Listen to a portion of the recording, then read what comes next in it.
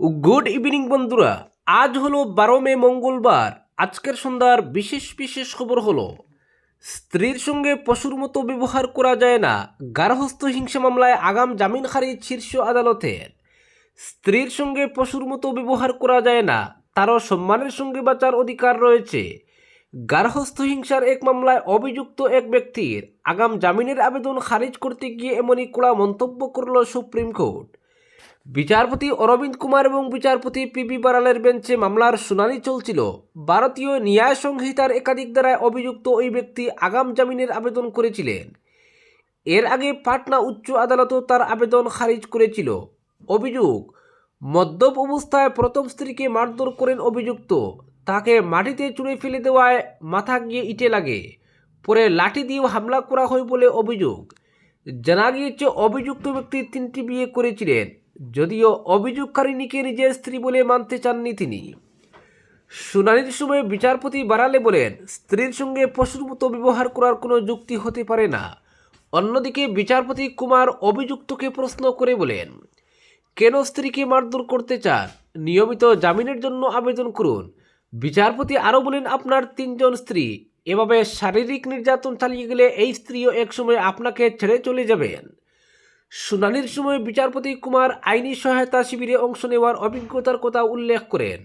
তার বক্তব্য, বিভিন্ন থানায় গিয়ে তিনি দেখেছেন গার্হস্থ্য হিংসার বহু অভিযোগের নেপথ্যে রয়েছে মদ্যপান এবং তার পরবর্তী শারীরিক নির্যাতন।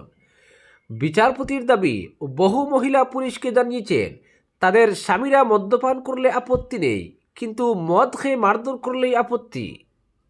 অপরদিকে পশ্চিমবঙ্গে জয়ের পর আরও শক্তিশালী মোদি, 2030-এর পুরো ক্ষমতায় থাকার পথ প্রশস্ত, দাবি ব্লুমবার্গের বিশ্লেষণে।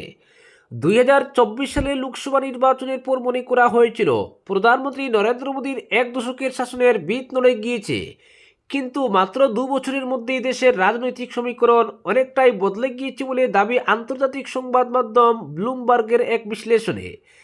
তাদের মতে পশ্চিমবঙ্গের সাম্প্রতিক নির্বাচনে বিজেপির ঐতিহাসিক সাফল্য শুধু দলকে নতুন শক্তি দেয়নি, বরং আগামী দশকেও মোদির ক্ষমতায় থাকার সম্ভাবনাকে জোরদার করেছে। বিশ্লেষণে বলা হয়েছে, পশ্চিমবঙ্গে বিজেপির জয়ের পাশাপাশি তামিলনাড়ু ও কেরলে শাসক দলগুলির ধাক্কা বিরোধীদের আরও দুর্বল করেছে। এর ফলে উত্তর ভারতের গণ্ডি পেরিয়ে পূর্ব ও দক্ষিণ ভারতেও বিজেপির রাজনৈতিক বিস্তার অনেকটাই বেড়েছে। ওয়াশিংটনের আটলান্টিক কাউন্সিলের দক্ষিণ এশিয়া বিশেষজ্ঞ মাইকেল কুগেলম্যানের বক্তব্য, আগামী লোকসভা নির্বাচন এখনও অনেক দূরে, কিন্তু এই মুহূর্তে বিজেপি অত্যন্ত শক্তিশালী অবস্থানে রয়েছে।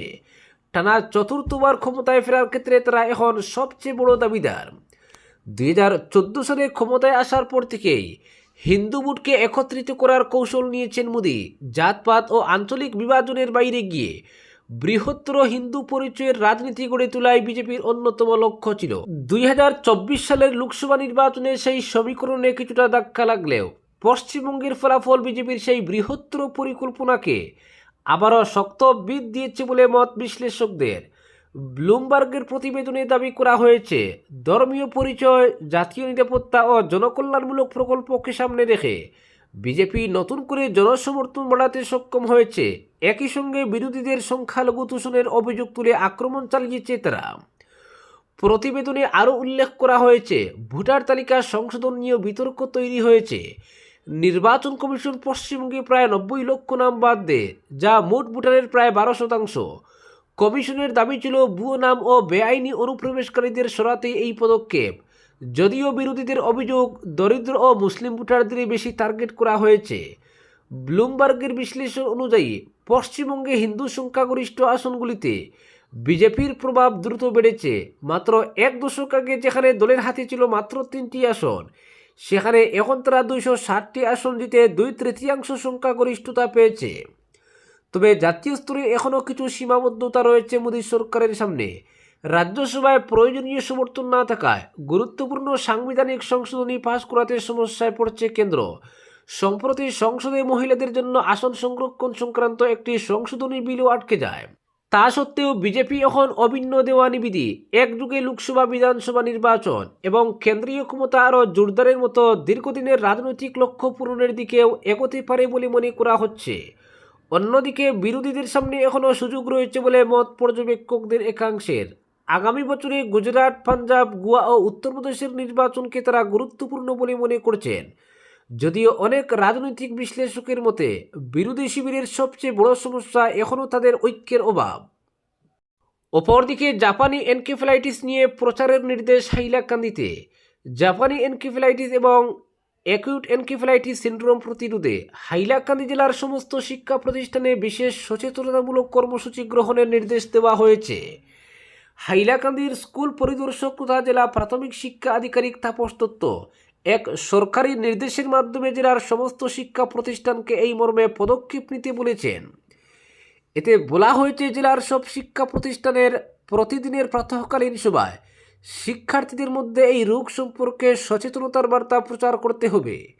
পাশাপাশি ছাত্রছাত্রীদের ব্যক্তিগত পরিচ্ছন্নতা বজায় রাখতে এবং মশার কামড় থেকে বাঁচতে প্রয়োজনীয় সতর্কতামূলক ব্যবস্থা গ্রহণের পরামর্শ দিতে বলা হয়েছে। এই নির্দেশে সচেতনতার জন্য এই মারাত্মক রোগের লক্ষণসমূহ জানিয়ে দেওয়া হয়েছে। বলা হয়েছে, যদি কোনো শিক্ষার্থীর মধ্যে তীব্র জ্বর, মাথা ব্যথা, শরীরে কাঁপুনি, বমি বমি ভাব বা বমি হওয়া, ঘাড় শক্ত হয়ে যাওয়া, খিঁচুনি অথবা মানসিক অবস্থার পরিবর্তন, যেমন সামান্য বিভ্রান্তি থেকে শুরু করে তীব্র অস্থিরতা বা অচেতন হয়ে পড়ার মতো লক্ষণ দেখা যায়, তবে বিষয়টি গুরুত্ব সহকারে বিবেচনা করতে হবে।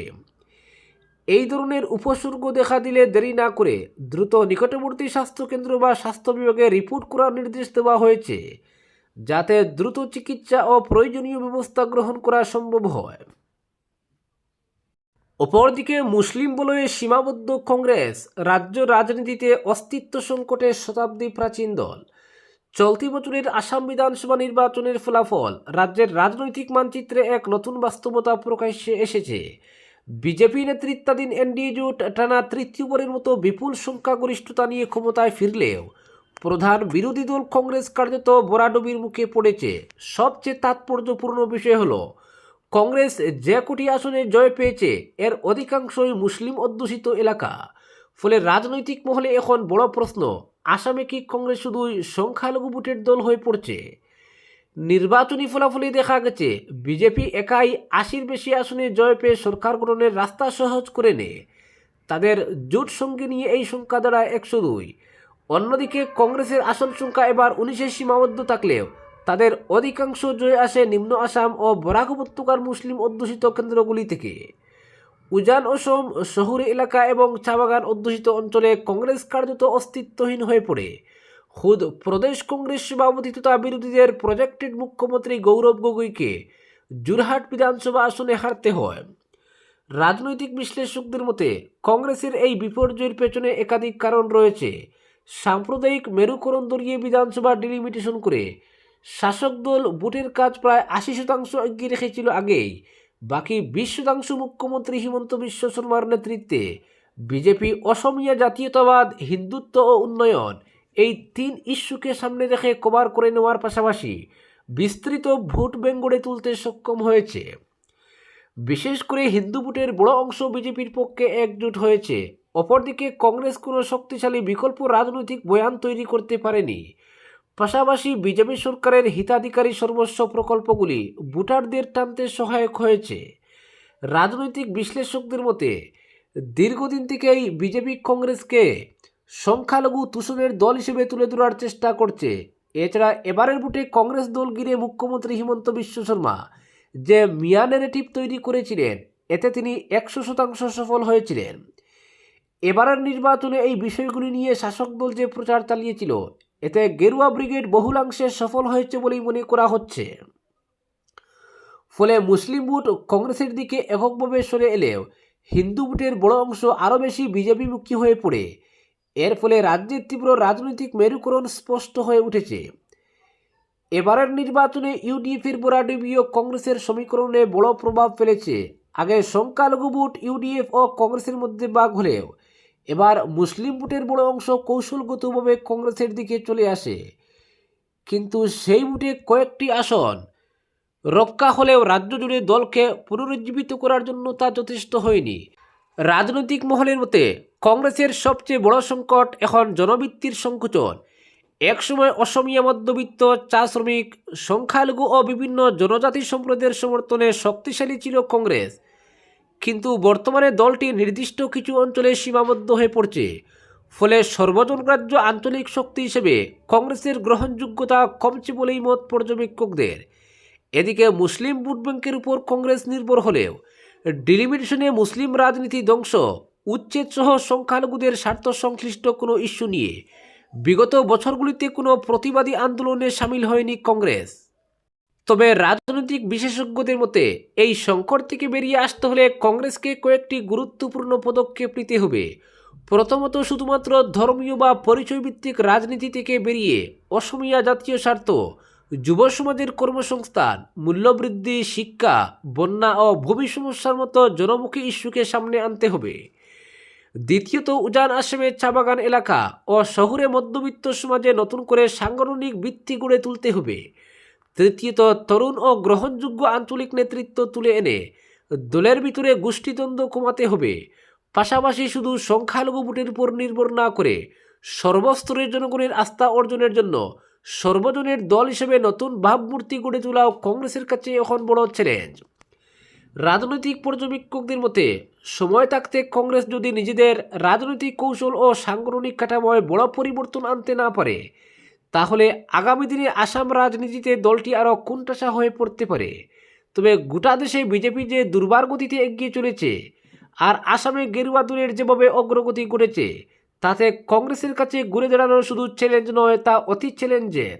আজকের বিশেষ সংবাদ এখানেই সমাপ্ত।